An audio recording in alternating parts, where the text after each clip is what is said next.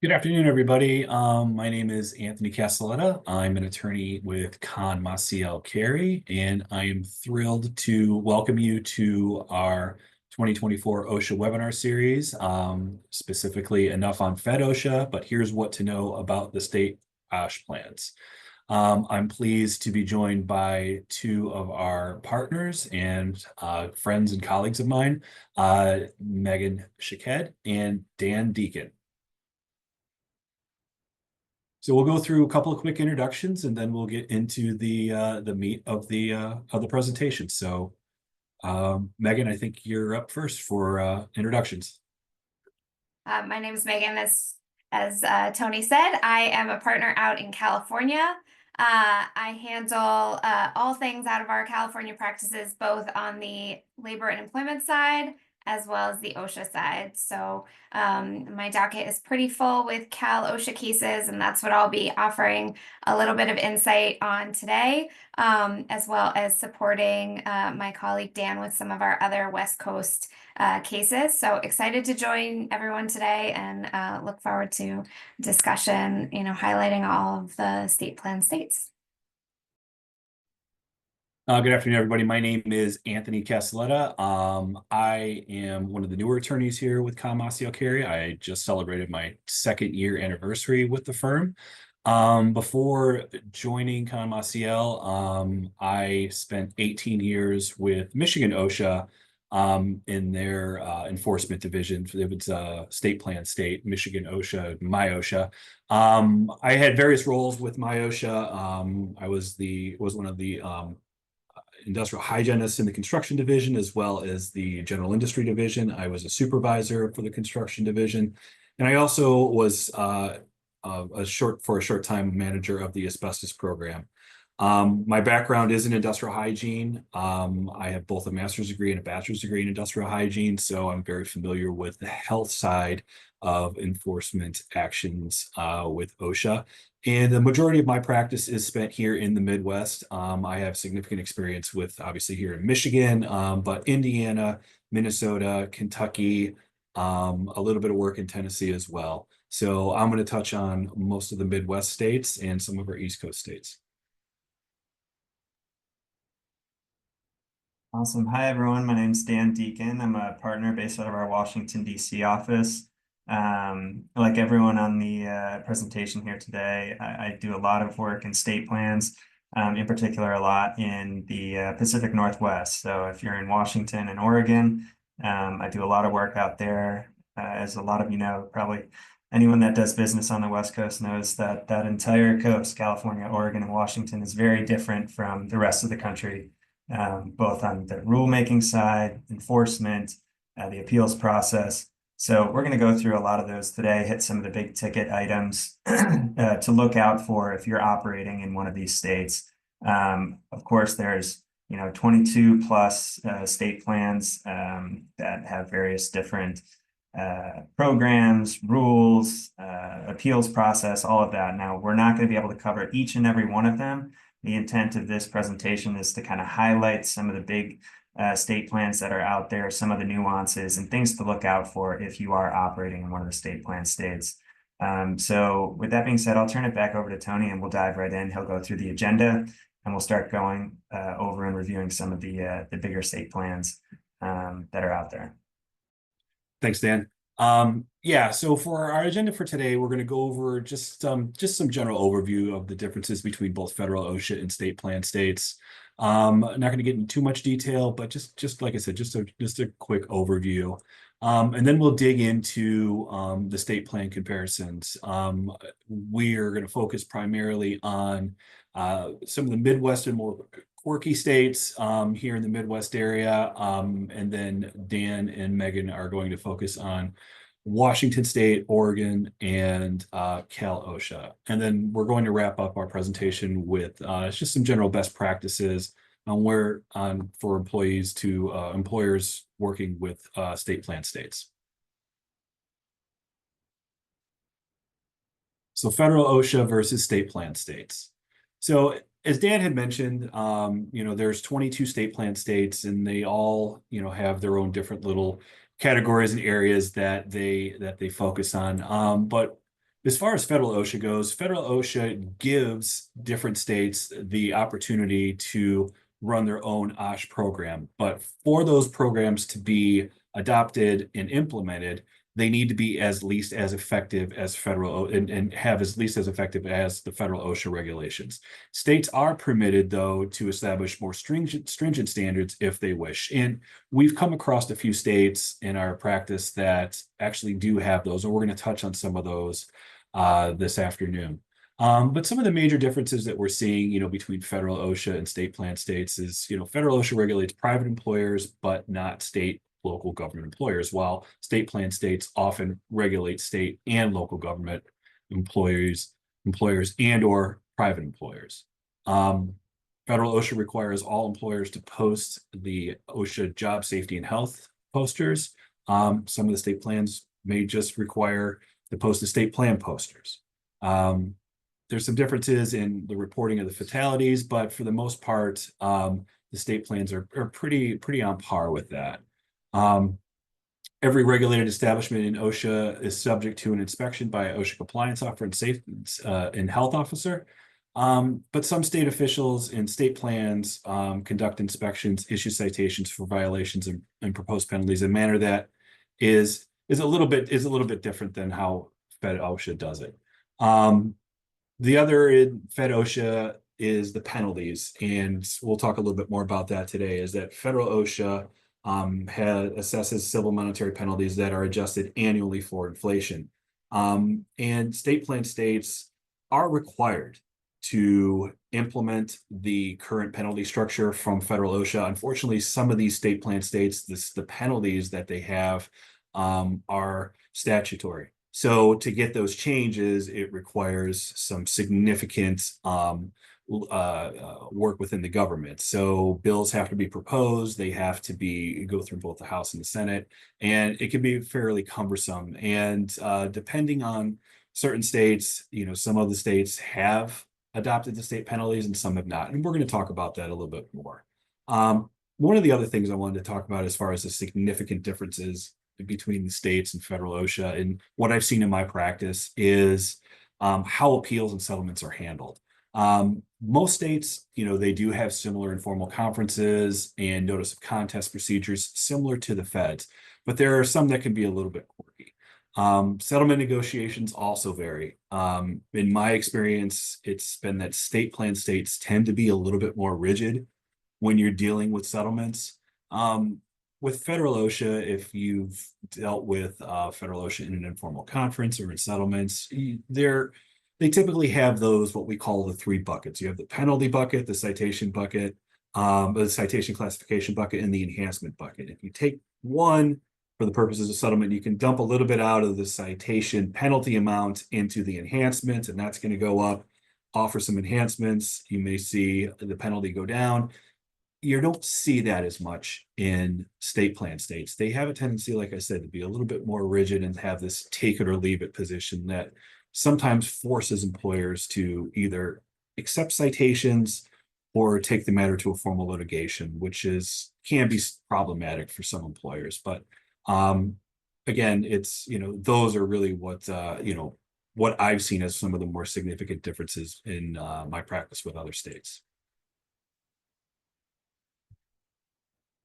So as Dan had mentioned earlier in the presentation, there are 22 state plan states that cover that we're going to be discussing today. There's a few other states too that are federal OSHA, but they also cover state and local governments as well. And again, we're not going to cover each and every one of these state plan states. We're going to cover, like I said, some of the more quirky ones. So if there's any states that we don't cover that you plan on practicing in or having issues with, please reach out to us. We'd be more than happy to answer any questions about those specific states. But again, if you don't reach out to us and you do some work in those states, make sure that you're researching those rules and understand exactly what their requirements are. So state plan comparisons. So while we go through these states, one of the things that we want you guys to kind of keep your eye out for, again, are some of the procedural quirks that we're going to discuss. You're going to see different contest and appeals process, unique regulations, particular enforcement priorities, what certain states are focusing on, and then different interpretations and enforcements of the rules.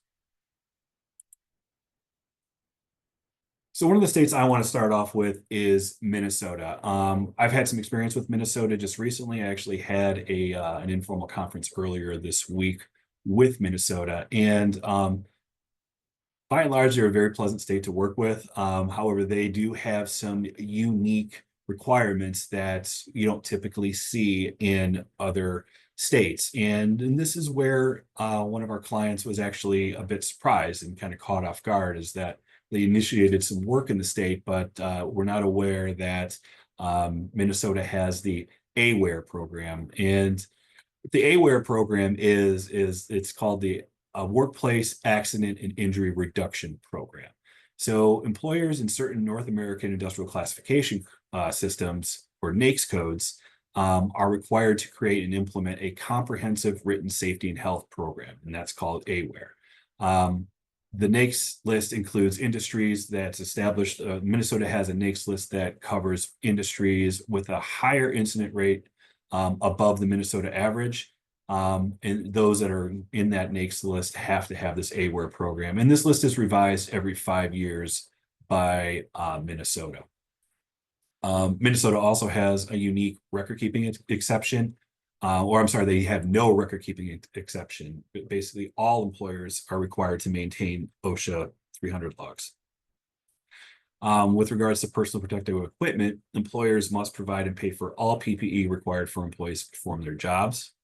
And then Minnesota also has a unique indoor temperature regulations for both hot and cold environments. So for indoor heat, they have a 2-hour time-weighted average of 77 degrees for heavy work activities. So that is the temperature that must be maintained inside for work facilities. Employees are going to be engaging in heavy work activities. For moderate work activities, 80 degrees, and for light activities, it's 86 for acclimatized workers.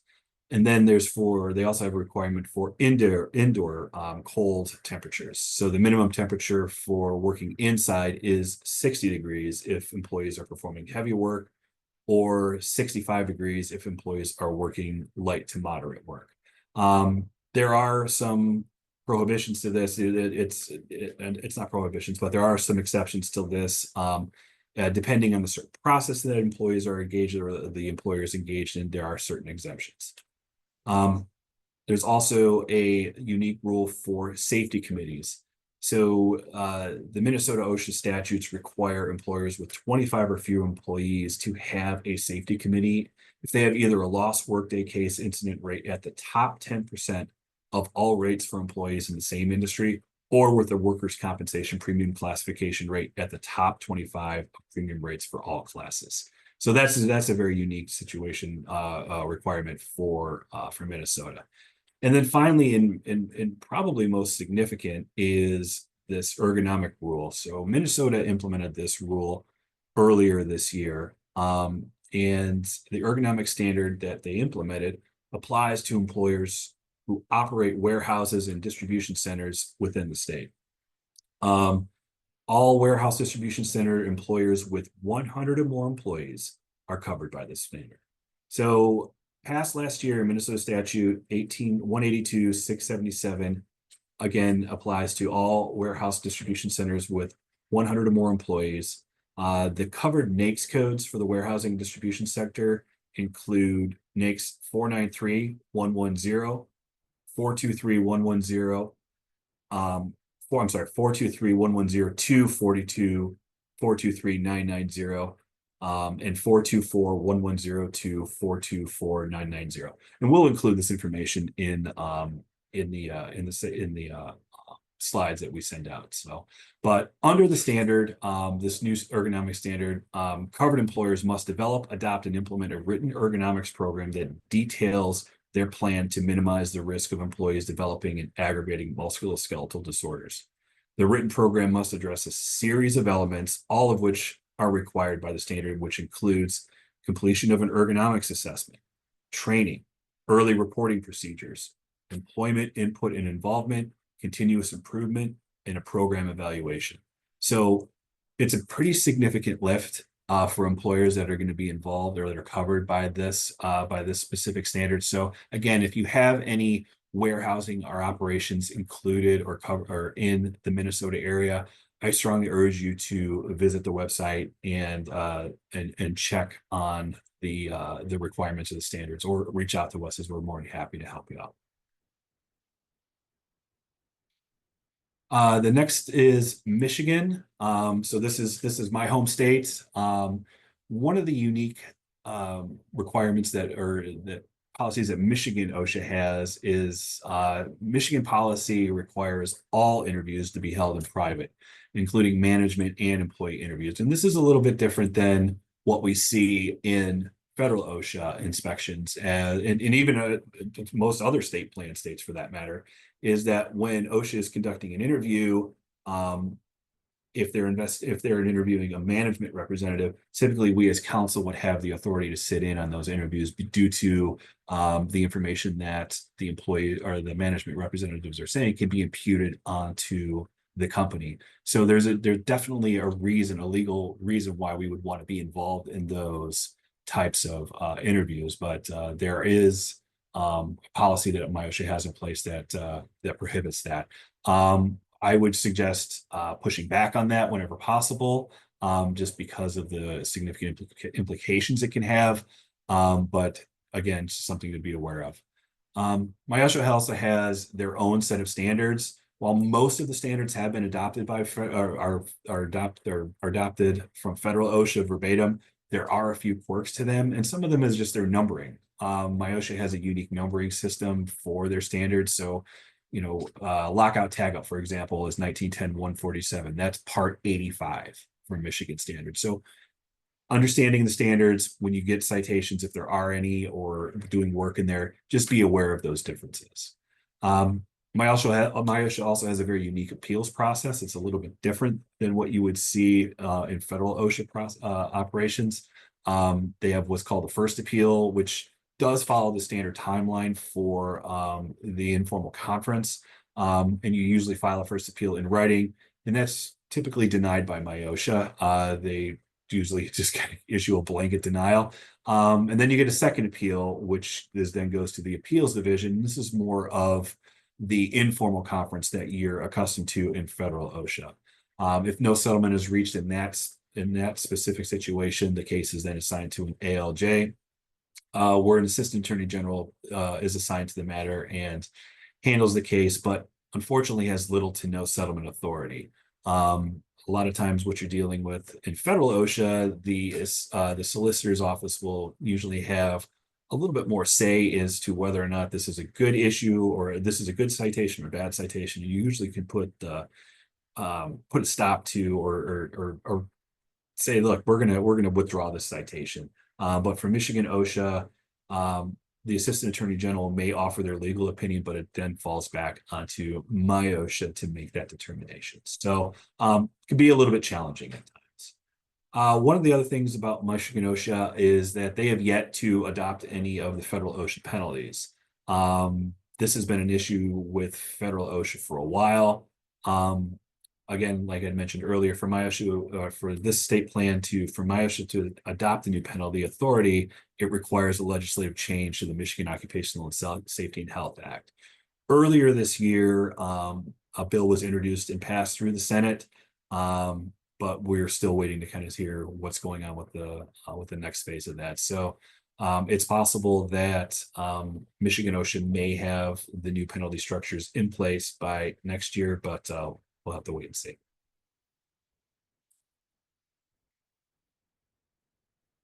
Indiana. So Indiana is another state that I do quite a bit of practice in. They've essentially adopted all federal OSHA rules and regulations. They do have several state emphasis programs focusing on falls, demolition, rehab, and renovation operations in the construction field, as well as residential construction operations as well. They have a post-informal conference appeal that is a little bit unique in that if you do not get satisfaction or come to a settlement at the first appeal or informal conference, it immediately goes to the Assistant Attorney General. And what you will typically receive after it's been sent over to the Assistant Attorney General are interrogatories and requests to produce documents. So it comes pretty quick, and you need to be prepared for these types of requests, because you do have there is a specific timeline in which you need to respond to. So be aware of that. And then if you do reach a settlement, it is a little bit unique in the fact that you do need to provide payment of the penalty before there's going to be the execution of the informal settlement agreement. So again, a little unusual, but something to be aware of. And then with regards to Indiana OSHA and federal OSHA penalties, Indiana OSHA still has not adopted the federal OSHA penalty structure. It's during just recently this year, Indiana legislative session, a bill was introduced to increase the penalties. However, the bill did not advance through the session. So it's kind of a wait and see what's going on with the Indiana OSHA penalty structures. And I'll turn this over to my colleague Dan on the Maryland and Virginia state plans. All right. Thanks, Tony. Yeah, I'm going to cover Maryland and Virginia really quick, given this is two states that I do a lot of work in, being based out of our Washington, D.C. office. Both Virginia and Maryland, they largely mirror the Fed OSHA rules. There are some specific nuances in there. But one keynote in Maryland that was just published, I think within the last month, was the proposed heat stress rule. Now, this would be the first one on the East Coast. For those of you on the West Coast, California, Oregon, Washington, you know that those states have already implemented heat stress rules, both indoor, outdoor, and there's various iterations of that have been promulgated over the years in those states. But this would be the first one on the East Coast. And it's very similar to the other heat stress rules that have been adopted in state plans. So it covers things like water provisions, shade, rest, acclimatization, high heat procedures, and of course, emergency responses. So this is something that is in the formal rulemaking process now, and comments were just due, I think, a couple weeks ago. So we expect that this will be rolled out very soon. It's been in the works for probably 3-4 years. It was something that was directed by the Maryland legislature for Maryland OSHA to adopt, and they finally have gotten around to that, and it should be finalized in the near future. Like I said, Maryland does largely mirror federal OSHA on the rule making front, or the rules that they have in place, I should say, and they've adopted all of them, but they do have some specific rules for crane operators and rigging, tree care and removal. There's some tweaks to the fall protection requirements in steel erection and field sanitation. But as far as the appeals process goes, it's very similar. It's a 15 working day contest deadline. And then any further appeals, or not, I shouldn't say appeals, but if those hearings go before a hearing examiner that's appointed by the commissioner, and any further appeals beyond that would go to Maryland Circuit Court. Similarly, in Virginia, largely mirroring Fed OSHA rules, but they have some specific rules. One of the big ones is for the telecommunications industry. And then there's some minor rules as well for tree trimming, sanitation, steel erection. 15 working day contest period, very similar to the Fed OSHA process. Informal conferences will be held with either the district or regional manager, but a case is not heard by an ALJ. If you can't resolve the case at an informal conference and through settlement negotiations at the regional or district level, the case file gets sent over to the Virginia Attorney General's office, where a complaint will be filed in circuit court and heard by a judge elected by the General Assembly. So those are some of the key nuances and differences in Maryland and Virginia that we wanted to highlight. And I think I'll turn it back over to Tony, and he'll be going through Tennessee and North Carolina. Great. Thanks, Dan. So yeah, so the next state that we'll be covering here is Tennessee. So Tennessee, I've had some experience in Tennessee, and it's definitely a decent state to work with for our practice purposes. One of the unique parts of the Tennessee state plan is that the Tennessee Hazard Communication Standard requires employees to be trained annually and requires placards to be posted when non-containerized gases are present in the workplace. This is obviously something unique to Tennessee. It's something that for whatever reason they found that important and they needed to address that. Tennessee OSHA also enforces the requirement for the Tennessee Sharps Injury Prevention Law, which provides protections beyond the federal bloodborne pathogen standard. I've not run into this. I've not had any issues with the bloodborne pathogen standard or this. But it is something that unique and obviously something that we wanted to share with you. Tennessee OSHA also enforces the permissible exposure limits contained in the Z1A tables for federal OSHA, but these are lower than federal PELs for some of their chemicals. For example, carbon monoxide is 35 parts per million versus 50 parts per million. And Tennessee OSHA does have a couple of local emphasis programs and one of those is carbon monoxide. So they do have a local emphasis program that they are addressing. They are looking at carbon monoxide. They also have a local emphasis program for noise and a dental office's local emphasis program. So a couple of things to be aware of if you're doing work there in Tennessee. Tennessee OSHA also enforces a state law banning smoking in the workplace and in work vehicles. And they also require employers with high workers' compensation experience modification factor to establish a workplace safety committee similar to what you see in Minnesota. So those are a few of the unique parts of Tennessee. Tennessee has not yet adopted the federal OSHA penalty structure, but again, with a lot of these state plan states during their annual review by federal OSHA, typically one of the findings that you'll see and one of the requirements that OSHA is going to start pushing on them is to adopt the updated penalty structure. So I would expect to see Tennessee OSHA adopting the federal OSHA penalties within the next couple of years. And finally, that leads us to North Carolina. So North Carolina has adopted the updated federal penalty structure. So expect the penalties to increase across the board if you're doing work in North Carolina, and those will be similar to federal OSHA. North Carolina is also considering the use of criminal prosecutions and instance by instance citations for high gravity serious violations. So this is unique, obviously, to North Carolina in the specific use of the criminal prosecutions. The instance by instance citations for high gravity serious violations is unique, but that's something that's we will likely see or can probably see being adopted in some of these other state plan states as well.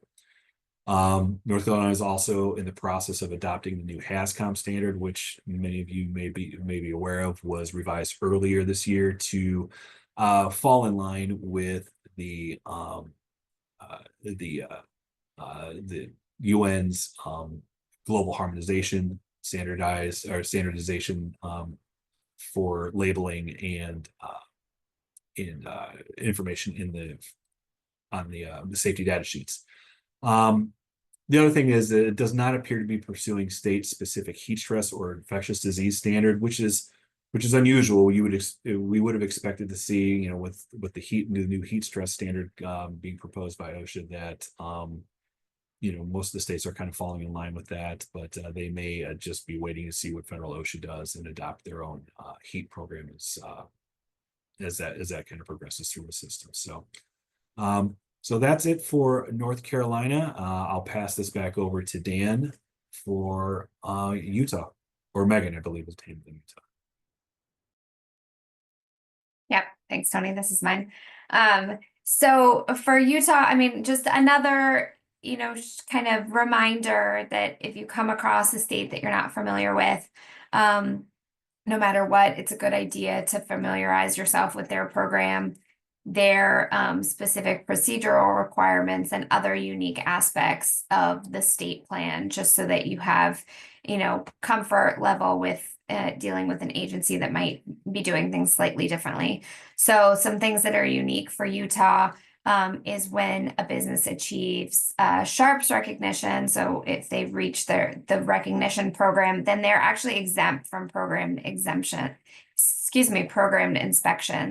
by Utah OSHA. So this comment is not unique to Utah, but this is just another kind of reminder why it's important at the beginning of an inspection to be prepared to make sure, that the agency is there, understanding why they're there, the scope of their planned inspection, so that if there is some ground, whether it's this ground under Utah or some other reason in a different state plan why the inspection might not be proper to go forward, that you catch that at the earliest possible moment rather than, otherwise consenting to an inspection that might not be proper.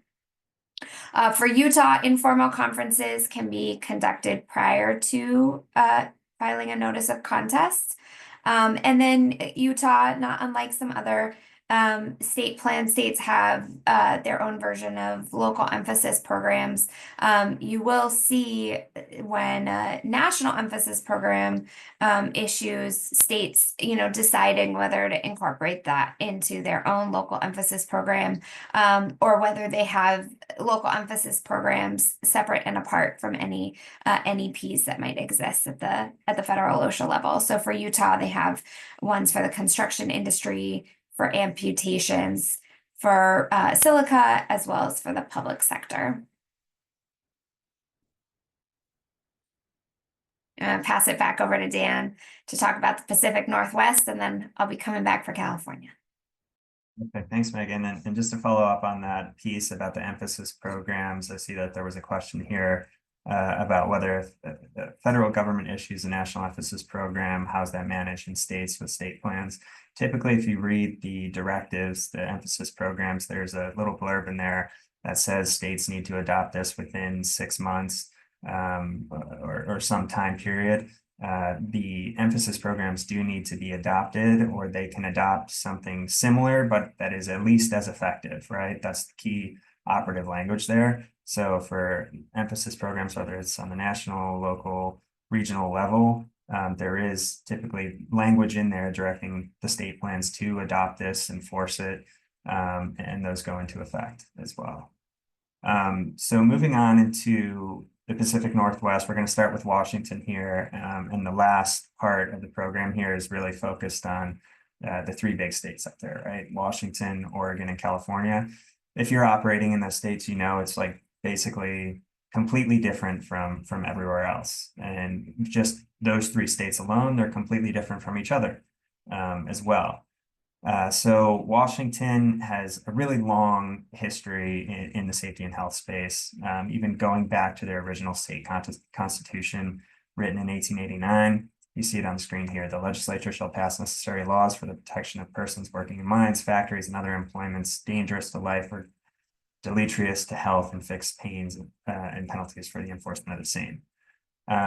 So their first workplace safety rules came out in 1923. This is really kind of 50 years before federal OSHA was even founded, right? But some other interesting notes about Washington, and this is really fascinating and why there's so much activity out there. So there's 2% of the nation's workforce in the state of Washington, but they conduct over 5,000 inspections per year, the Washington Department of Labor and Industries. 5,000 a year just in Washington state. When we look at the federal OSHA inspection data, they're doing 35,000 throughout the whole country. So put that into perspective, just how much enforcement activity there is just in that state. They have a significant budget. It's funded by workers' comp. Washington Department of Labor and Industries runs the workers' compensation program out there. So another unique twist, right? If you have a workers' compensation claim for a serious injury, a hospitalization, guess what? Washington DLI knows about it, and they know if you don't report it. So there's referrals that way. We've seen employers get caught up in the crosshairs between the workers' compensation side of things related to an inpatient hospitalization, for example, and failure to report. So those are just some, key highlights of the state plan itself. The Washington Board of Industrial Insurance Appeals is the body that hears appeals of WSHA citations, and any subsequent appeal would be to the trial court there, Superior Court in the relevant county where the business is. So on to the next slide, we're just going to go over some unique DLI rules, interpretations, and directives that they have out there. In my experience, this is the one state where you really need to take a close look at all of the Washington Administrative Code rules, because they are vastly different from federal OSHA. If you think you can go into Washington with your federal OSHA programs and be fine, that's not going to be the case, because there are so many different rules that are specific to this state in particular. And some of them we have on the screen here. Accident prevention program. All employers in the state of Washington need to have an accident prevention program, similar to California's injury and illness prevention program rule. And what needs to be identified in there, the hazards that employees are exposed to. Now, typically, right, if you have a big safety and health manual, you state or policies, you staple them all together, that's your accident prevention program, right? Well, they want one single physical policy that is labeled your accident prevention program and outlines the various different potential hazards, how to respond to emergencies, reporting safety concerns, and a host of other things, including safety committee and safety meetings. That's another element that needs to be included in the accident prevention program. So there's specific rules about whether you can perform safety meetings, or if you have a sufficient number of employees per shift, it's a safety committee requirement. And there's certain requirements about the composition of that safety committee when it's done, the note-taking and record-keeping requirements to that. And that's one of the things that's asked for in every single inspection out there, right? If you get a document request in Washington, there's a few things that are automatically going to be in that, even if it's completely unrelated to the scope of the inspection, right? Let me see all your safety committee or meetings for the last 6 months. Let me see your wildfire smoke program, if that's applicable, and the heat stress plan.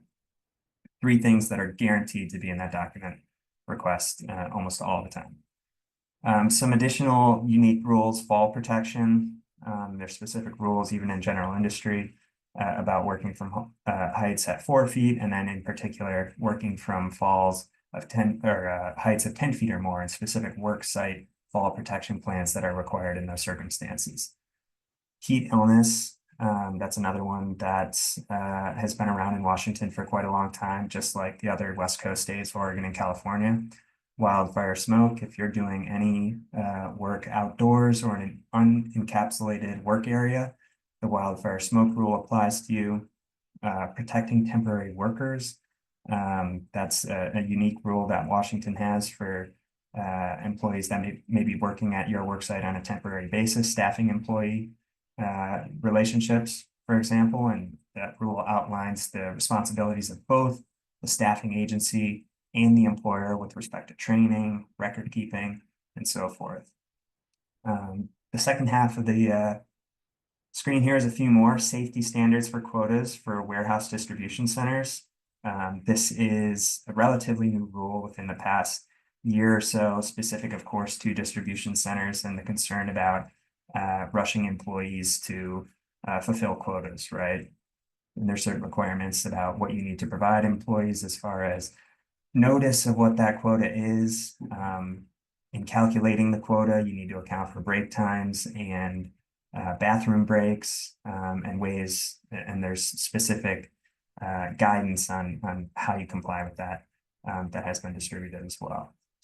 Hazardous drugs, this is one of the only states in the country with a hazardous drug control program rule.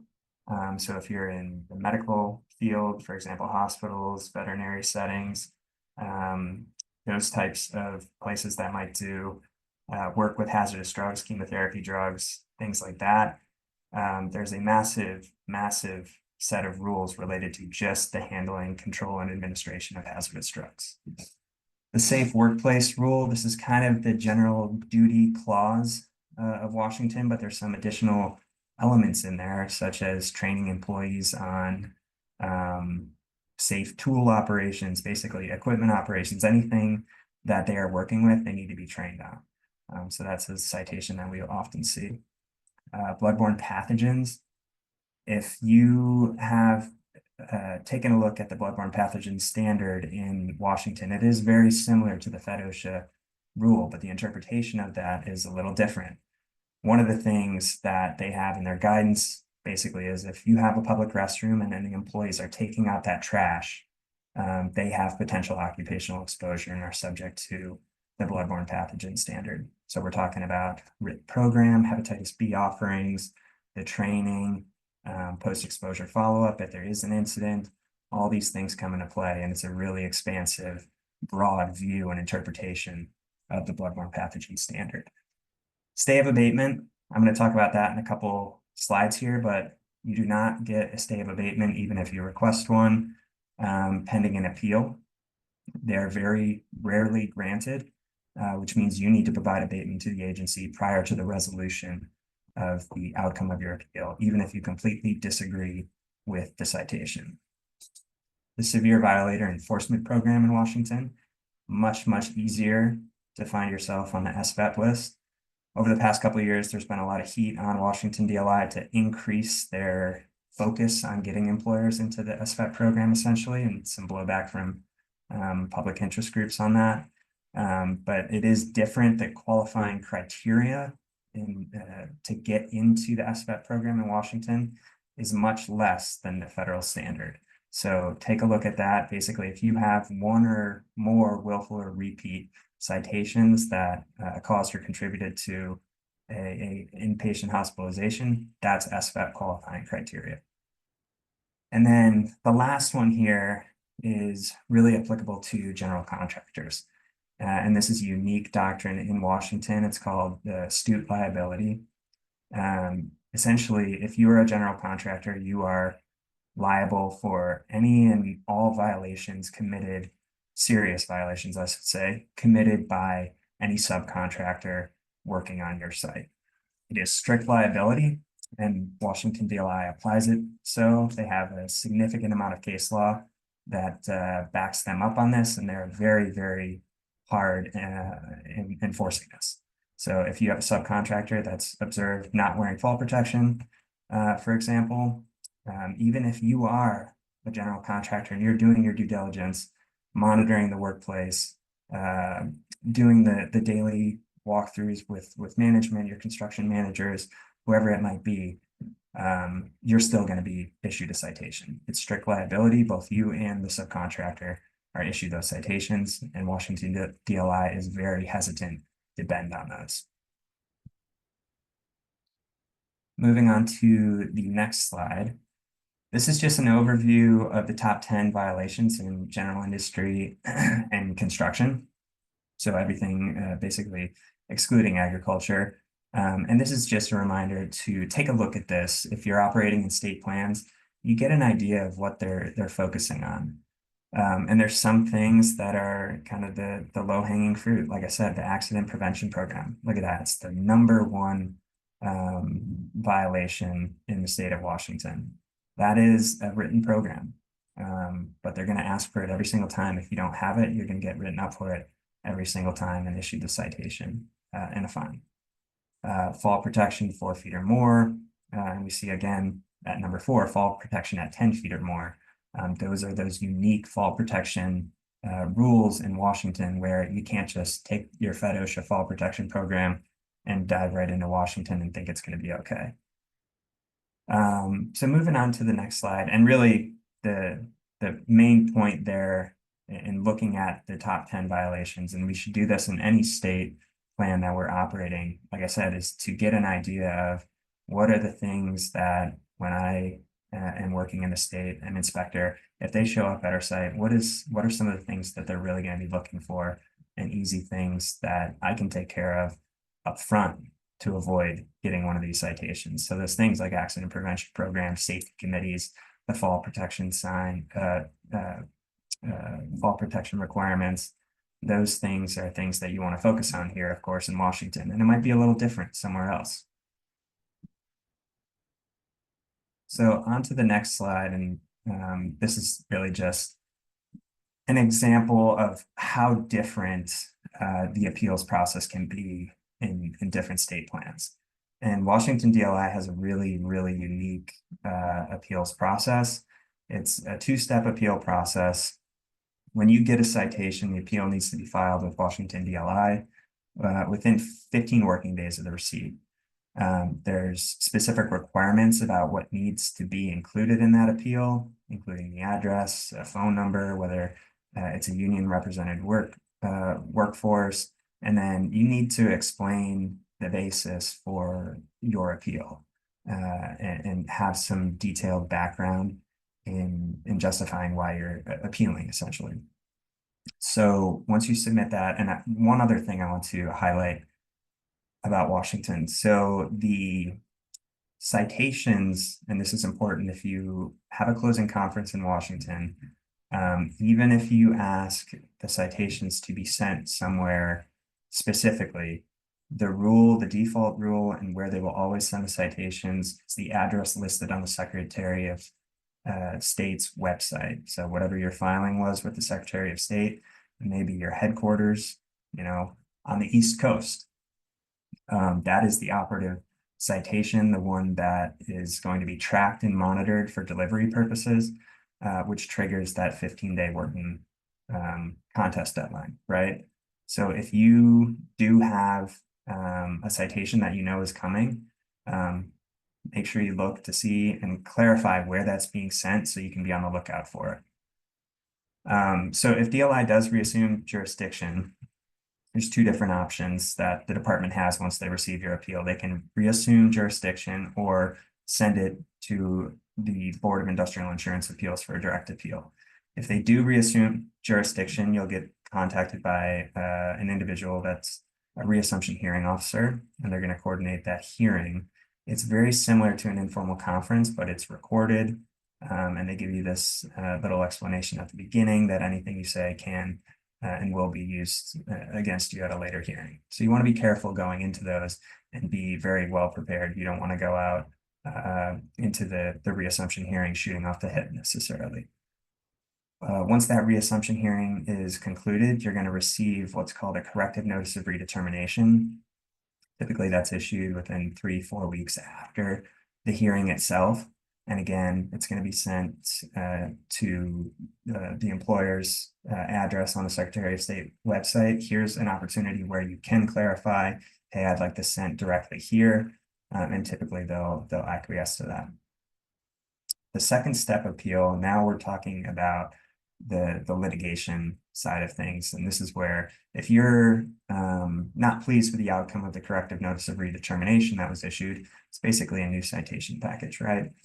You can file a second appeal to the Board of Industrial Insurance Appeals within 15 days of receipt of that corrective notice of redetermination. The requirements are very similar to what needs to be included in the appeal to the department at that first step appeal. Once that's done, it's going to be docketed with the board, and a mandatory mediation is scheduled with the mediation judge.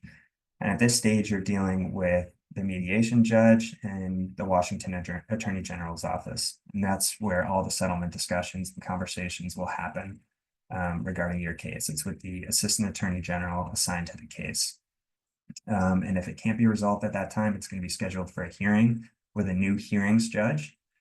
And this whole process in Washington does take quite a while, right? There's not really an expedited track, or, in the Fed OSHA context of things, you have an informal conference within a couple of weeks of having receiving the citations. That's not the case in Washington. We have some cases that have gone on for years, and it's just this process takes a long time. So the next step appeal, if you're dissatisfied with any appeals at the administrative level with the board, those would be made to Washington Superior Court. So the last piece on Washington I want to cover here is the stay of abatement requests. So this is one of only a very small few jurisdictions where abatement is not stayed pending the outcome of a contest or appeal. Same thing in Oregon. Oregon's for serious citations, but you need to make a specific request for a stay of abatement in your appeal, your first appeal, and again in the second appeal if you get through the corrective notice of redetermination stage. Once the board dockets your case, so now we're on the litigation track, the board is going to issue a notice that requires you to do a couple things. One of them is file the certification of unions forms, and the second is to submit all documents in support of a stay, and there's specific requirements about what needs to be included in that request, including supporting documentations that are verified by a declaration or affidavit. So again, it's very specific. You want to take a look at the Board of Industrial Insurance Appeals rules of procedure and practice prior to getting into these stages, because it is very specific. And I'll tell you, in my experience, it is extremely difficult to get a stay of abatement in Washington. So the time to start considering when, or not when, but what we are going to do to satisfy abatement should start from when the inspection concludes, or at the very latest when you receive the citation, because there will be a deadline in that citation for when abatement is due. And if you do not meet that deadline, BLI is very quick to initiate a follow-up inspection where you're now looking at failure to abate citations. Okay, so that covers Washington. I'm going to cover Oregon really quick.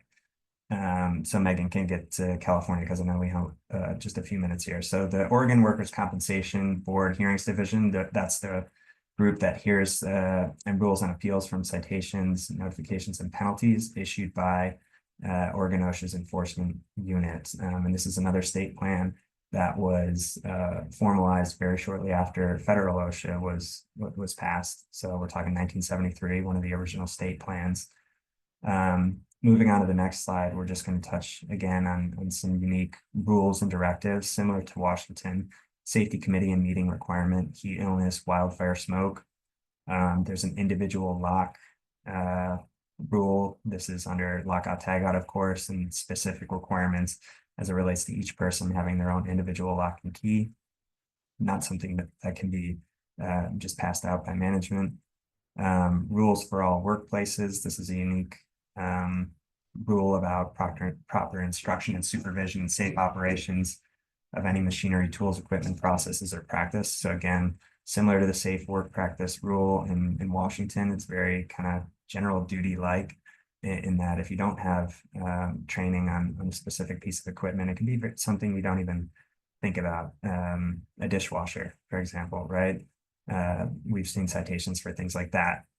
Mandatory investigation of lost time injuries. You need to document those, and your workplaces need to be inspected by qualified persons. And then similar to Washington, stay of abatement is not something that's guaranteed for an appeal. It needs to be requested and often denied, and those are for serious citations. So on to the next slide. Again, just the top 10 rule violations, both on the safety and health side of things. So we won't go over these too much, but again, something that you want to look at if you're operating in any state plant. What's the easy rules that they're focusing on, or some of the low-hanging fruit that I can take care of up front. And the last slide, I think, on Oregon here is just, and we'll go through these really quick. This is just an overview of their penalty structure. It's a little different in that the penalties can actually be significantly higher than the OSHA maximums. Again, the rules are that the state plans need to be at least as effective, but there's nothing restricting them from being more stringent or even more severe. So this is just an example of how they calculate their penalties based on adjustments, the severity and probability factors. And the one that I really want to focus is, if we go 2 more slides, the last one is related to willful and repeat citations related to a fatality. Those cases, if you get one of those citations, those penalties, where in the OSHA context, it'd be, you know, the maximum of $160,000 or so. In Oregon, it can be up to $250,000. So this is just an example of how those penalty structures don't always align. They're not perfect. And that's something that you need to take into consideration in Oregon. One thing, I see a question in here about South Carolina OSHA and military base. So South Carolina OSHA, and this gets into the jurisdiction issue. If you are working on a military base or a military enclave, federal enclave, I should say, federal OSHA has jurisdictions typically over those places, even if it is in a state plan. So that's a good question. But I think that takes care of the Oregon slides here, and I think I'll be turning it over to Megan to cover California. Thanks, Dan. Sorry, folks. I missed a few penalty slides, but they will be in the slides that get distributed, as well as some additional detail on Oregon that Dan included for you all. I will say for California from the start that I will not do this to you, but I could speak all day long with you about California. Similar to Washington and Oregon, they have just numerous things that are unique about California, everywhere from unique standards to a unique way in which they interpret them. So even if the standard sounds similar to what exists at the federal level, there are circumstances where California takes a stricter read of what's required under that language. So this is definitely a state to be prepared for, and to make sure that you have the resources and the support team you need to handle appropriately. I will highlight just a few things, and this is not by any means exhaustive. If you are interested in more information, our California team, myself included, has a full Cal OSHA webinar series. So we host a webinar once a month, and many of the topics that we're talking about today, you know, handling inspections, penalties, unique violations, you know, top cited violations are things that we've covered this year. So feel free to reach out or check those out. If there's anything in particular that you are interested in, we can consider it for a future webinar, or happy to answer any questions. But just highlighting, California has an injury and illness prevention program. So this is our #1 most frequently cited standard. We have unique regulations, wildfire smoke and heat. We've had outdoor heat for quite some time. Indoor heat just went into effect this summer. And there is a special emphasis program that's been in existence for both outdoor and indoor heat for some time. And I've been talking about it less and less, but it still does come up. California's non-emergency rule for COVID-19 expires in February 2025, with record keeping continuing for 1 more year. Tony mentioned in the beginning of the webinar that reporting requirements are similar state to state. It is opposite in California. Our reporting rule is quite unique. It's a shorter time frame. It's more expansive. It applies even in situations where reporting would not be required under federal rule. It would be required in California. So that's one to make sure you get right. Make sure you're, you know, if you have written policies that are compliant with federal, you have to make sure your folks who might be implementing that in California know the nuanced differences between the California requirement. And then we have a workplace violence prevention law, which is first in the nation, and is on the books through the California Labor Code, and is working through rulemaking to have a corollary regulation that sits in the Cal OSHA regulations. In terms of process, we also have informal conferences that are available both before and after filing appeals. We have similar, very strict deadline to file those appeals with very little exceptions. The agency is incredibly active, both on the enforcement side, the rulemaking side, both at the agency level and the standards board level and the appeals board level. So despite, if you may have heard rumors about huge vacancies in Cal OSHA, actually throughout the agency, that is true, and they are filling those vacancies as quickly as they can. And the enforcement agents that are in the field are very active.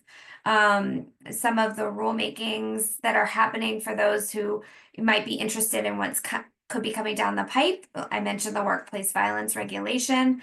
And then there is, from a few years back, a California Senate bill passed that would add some additional classifications for penalties. Egregious is above a willful, so it's an even higher classification, as well as enterprise-wide. And those are, again, similar to workplace violence. Those are in the labor code, and the agency is working through rulemaking to get corollary versions of those in the regulations themselves. I do want to wrap up for those of you who can hang on for a few more minutes. And again, feel free to reach out if you have any lingering questions. But just to kind of tie up the discussion, in terms of thinking through best practices when operating in states where you may not be as familiar, or you may be really familiar with one state plan or really familiar with federal OSHA, but if you have something come across your desk that is a state plan, the things to really think through, and not just when a citation comes across your desk, but just in terms of making sure you have a compliant program and that things are in place that best ensure compliance, is knowing for your industry what are the top violations in the state. That's a really good starting point to understand kind of what the priorities are in the state, what are the things that the agency is worried about, and what are the things that might be really unique to your industry. I just mentioned a few regulations that kind of apply to most employers, but some of them are really specific to your industry. So that's something to check.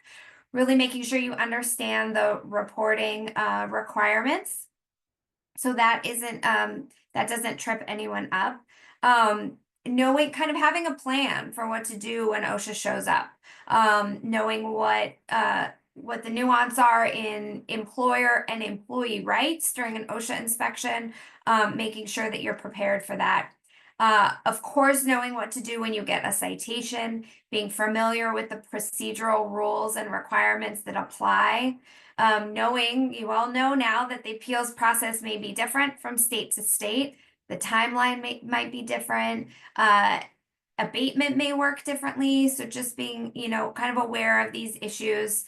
And again, really important to read and review those local procedural rules. There's sometimes a lot of really specific requirements about the timeline, about postings, about who to provide notice to if you file a notice of contest, things like that. So all good things to keep in mind at all times, in particular when you think an inspection or a citation may issue.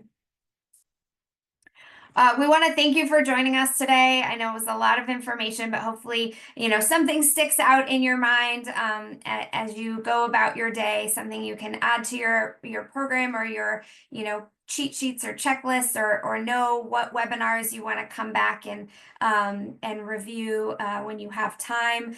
Speaking of which, we have our OSHA webinar series. This gives you the rest of the program scheduled through the rest of 2024. We're happy you can go on our website to find information about our other webinar series. We have an MSHA series, a Cal OSHA series, as well as our labor and employment series. These are some of the special services we offer for what we talked about today. We have one on record keeping and reporting, as well as an inspection masterclass, as well as others. Our blogs are a good source of information for a little bit deeper dives on issues, updates that come out from the agencies, as well as each of our webinars gets posted on there as well. We have a Cal OSHA and California Employment Law Summit coming up, our second annual. It's coming up in October. We'll host one day in Berkeley, California, and the second day in Pasadena, California. Would be happy to see any of you there if you're able to join. We are, as you can see, always eager to talk about all things OSHA. So don't hesitate to reach out if you have any questions. We've been trying to do a good job of keeping an eye on the webinar chat, but if you have any lingering questions or things you think of or things we didn't get to, feel free to reach out. Our contact information is here. And again, thank you so much for joining us.